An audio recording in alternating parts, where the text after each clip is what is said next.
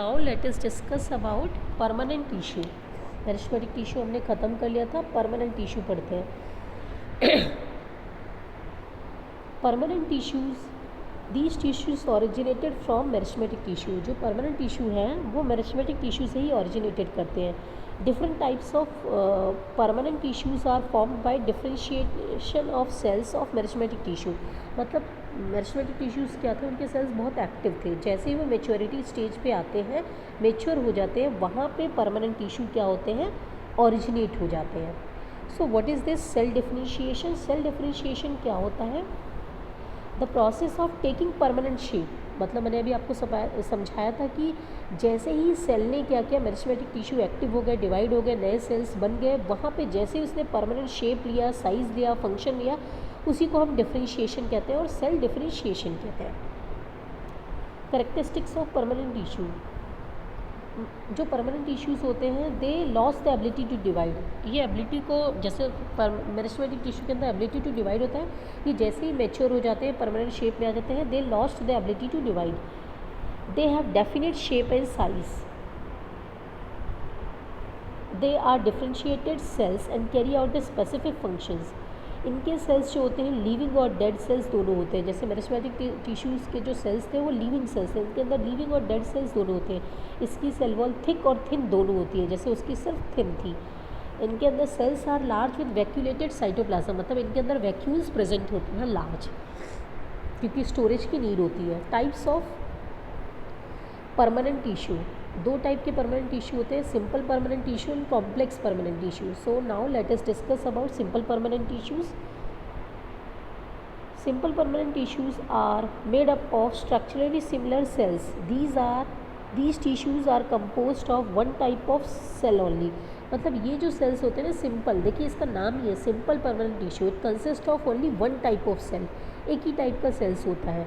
On the basis of nature के base पे it is of three types, तीन types के होते हैं simple permanent tissue: parenchyma, collenchyma and sclerenchyma.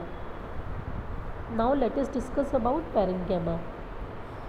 Simple permanent tissue क्या होता है? जो एक ही टाइप के सेल से बनते हैं, composed of only one type of cell. So now parenchyma, these are the most primitive and fundamental tissues. मतलब मोस्ट कॉमन सिंपल टिश्यू है प्लांट्स के अंदर, विथ रिलेटिवली लिटिल स्पेशलाइजेशन। इसके सेल्स जो होते हैं पैरेन्काइमा के, वो लिविंग होते हैं। इनका शेप जो होता है स्पेरिकल, ओवल और पॉलीगनल शेप में होता है। इनकी सेल वॉल थिन होती है और सेल्यूलोज से बनी होती है। इनके सेल्स लूजली पैक्ड होते हैं। Cells are loosely packed with large intercellular spaces. मतलब इनके अंदर बहुत ज़्यादा इंटरसेलुलर स्पेसेस प्रेजेंट होते हैं। There are large central vacuoles and dense peripheral cytoplasm containing distinct nucleus found in soft part of the plant.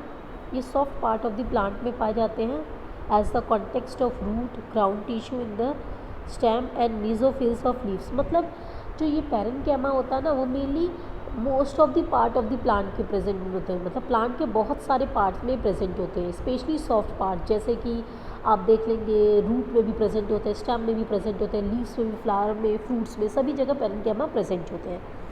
Function क्या है parenchyma का? मेनली फंक्शन क्या है? स्टोरेज ऑफ फूड, फूड को स्टोर करने का काम करते हैं। जैसे सिंपल परमानेंट टिश्यू का क्या फंक्शन है? स्टोरेज और प्रोटेक्शन करना, चीज़ों को स्टोर करना और प्रोटेक्ट करना। लेकिन पैरेन्काइमा का, सिंपल परमानेंट टिश्यू में पैरेन्काइमा का फंक्शन है storage of food. Now let us discuss about कुछ स्पेशलाइज्ड पैरेन्काइमा। आप पैरेन्काइमा के भी आपके एनसीईआरटी के बुक में दो टाइप के पैरेन्काइमा बता रखे हैं, एक क्लोरेन्काइमा, एक एरेन्काइमा। हम सिर्फ इसके बारे में डिटेल में पढ़ेंगे। कोलेन्काइमा का मतलब होता है कि इसके अंदर क्लोरोफिल प्रेजेंट है, और जो किस चीज़ के अंदर हेल्प करते हैं? फोटोसिंथेसिस में हेल्प करते हैं। अब पैरेन्काइमा विद क्लोरोप्लास्ट। एंड एरेन्काइमा क्या होते हैं? एरेन्काइमा एक ऐसा टाइप का टिश्यूज़ होते हैं जिसमें पैरेन्काइमा विद एयर कैविटी, मतलब ये इस टाइप का टिश्यूज़ है। जितने भी हमारे एक्वेटिक प्लांट्स होते हैं जो पानी के अंदर फ्लोट करते हैं, जो प्लांट, उसमें किस टाइप का टिश्यू प्रेजेंट होता है, एरेन्काइमा टिश्यू प्रेजेंट होता है, जो इनको बायंसी फोर्स प्रोवाइड कराते हैं, जिससे कि वो ऊपर फ्लोट करते हैं। Now collenchyma, these cells are living. Collenchyma के जो सेल्स होते हैं वो लिविंग होते हैं, इलोंगेटेड होते हैं और इरेगुलरली थिकन्ड एट द कॉर्नर्स, और कॉर्नर्स पे थिक होते हैं। इंटरसेलुलर स्पेसेस इनके अंदर लिटिल होता है, जैसे उनके अंदर ज़्यादा होता है, इनके अंदर कम होता है। फंक्शन क्या है कॉलेनकाइमा का? Provide mechanical strength.